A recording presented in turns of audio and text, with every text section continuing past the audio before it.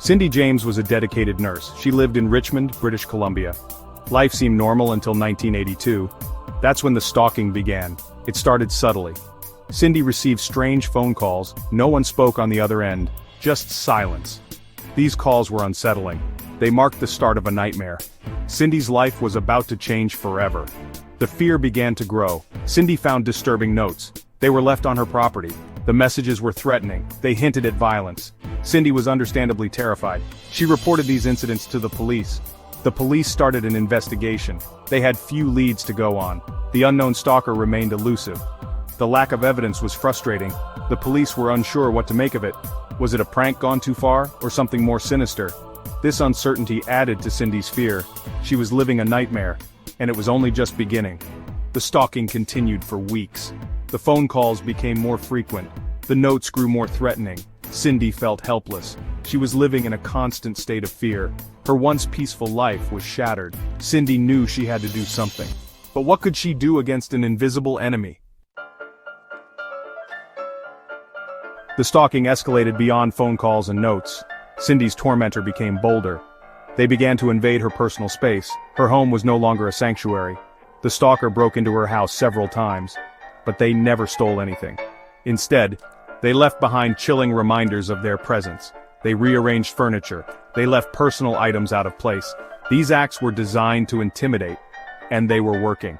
Cindy felt her life spiraling out of control. The fear was paralyzing. The attacks turned physical. Cindy was assaulted on several occasions. She was attacked in a park. She was also attacked in an underground parking garage. The police investigated each incident, but there were never any witnesses, and the attacker left no trace. The lack of evidence baffled the police. They began to doubt Cindy's story. Some officers suggested she was making it all up. They thought she might be seeking attention. This skepticism only deepened Cindy's despair. She felt alone and afraid. She knew the truth, but she couldn't prove it. The relentless stalking took a toll on Cindy's mental health. She suffered from anxiety and panic attacks. She had trouble sleeping. She was haunted by the thought that her stalker was always watching. Cindy was desperate. She needed help, but who could she turn to?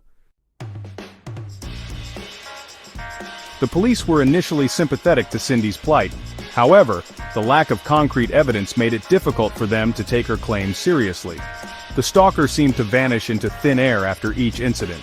This led some officers to believe that Cindy might be imagining the events. Public opinion was also divided. Some people believed Cindy's story. They sympathized with her ordeal. Others were skeptical. They found it hard to believe that someone could be stalked so relentlessly without leaving a trace. The lack of a suspect fueled public speculation. The police investigation continued, but the case remained unsolved. The lack of progress frustrated both Cindy and the police. The case became a cold case. It remained unsolved for years. The doubt and skepticism took a toll on Cindy's life. Her friends and family were torn between belief and disbelief. This only added to her pain. Cindy felt betrayed by the very people she should have been able to trust. She felt isolated and alone. Cindy refused to be a victim. She took steps to protect herself. She installed security cameras and alarms in her home. She changed her phone number multiple times. She even moved houses, hoping to outrun her stalker. Despite these precautions, the stalking continued. It seemed like her tormentor was always one step ahead. This realization filled Cindy with a sense of dread. She was living in a nightmare she couldn't escape. Desperate, Cindy hired a private investigator. She hoped to find out who was behind the relentless campaign of terror. The private investigator took the case. He started by reviewing the police reports. He also interviewed Cindy's friends, family, and colleagues. The investigator was determined to find the truth. However, the trail was cold. There were no solid leads. The investigator was as baffled as the police. Cindy's life was in shambles. She had to take time off work. The stress of the stalking took a toll on her health. Her once vibrant personality was gone.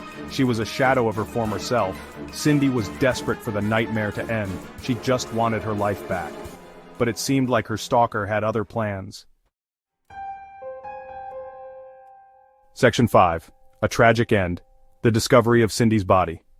On May 25, 1989, Cindy James was found dead. Her body was discovered in the backyard of an abandoned house.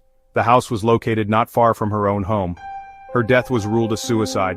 The police believed she had overdosed on medication. Cindy's body was found in a disturbing state, her hands were bound, her mouth was gagged, she was fully clothed, her body showed signs of a struggle. This evidence contradicted the suicide theory. However, the police were quick to dismiss these inconsistencies. They were convinced that Cindy had staged the scene herself. Cindy's death shocked the community. Many people refused to believe she had taken her own life. They suspected foul play. The circumstances of her death were too suspicious. They believed that her stalker was responsible. The police closed the case. They ruled Cindy's death a suicide. This decision sparked outrage. Many people felt that the police had failed Cindy. They believed that her stalker had gotten away with murder. Section 6. Justice delayed.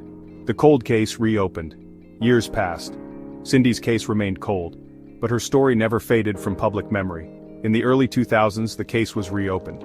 New forensic technology was available. The police hoped to finally get some answers. The new investigation focused on DNA evidence. The police re-examined the physical evidence from the case. They hoped to find a match in the DNA database. They also interviewed several people. This included Cindy's friends, family, and former colleagues. The police were determined to uncover the truth. They followed every lead. They meticulously reviewed all the old evidence. The investigation was thorough. They were leaving no stone unturned. Years of advancements in forensic technology provided a glimmer of hope.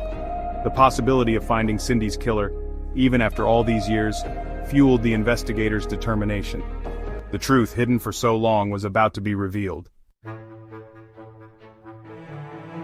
Section 7. Unmasking the monster. New evidence points to Roy Makepeace. The new investigation revealed shocking information. DNA evidence linked Cindy's ex-husband Roy Makepeace to the crime scene. Makepeace was a respected businessman. He had always maintained his innocence. The DNA evidence was a breakthrough. It placed Makepeace at the location where Cindy's body was found. This was a major turning point in the case. The police now had a prime suspect. Makepeace was questioned by the police. He denied any involvement in Cindy's death. However, the DNA evidence was damning.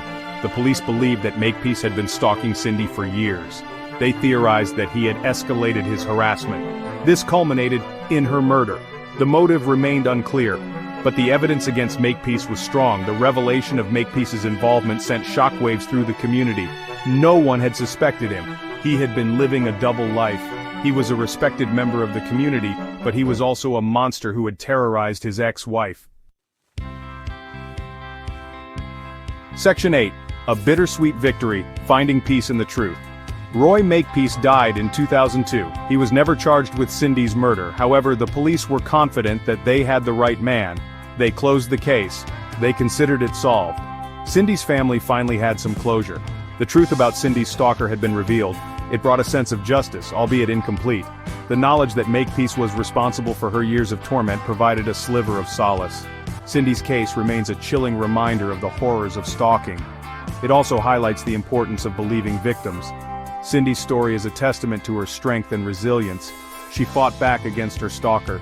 She refused to be silenced. Even in death, she helped bring him to justice. Though justice was delayed, the truth ultimately prevailed, offering a bittersweet sense of closure to a case that had haunted a community for decades.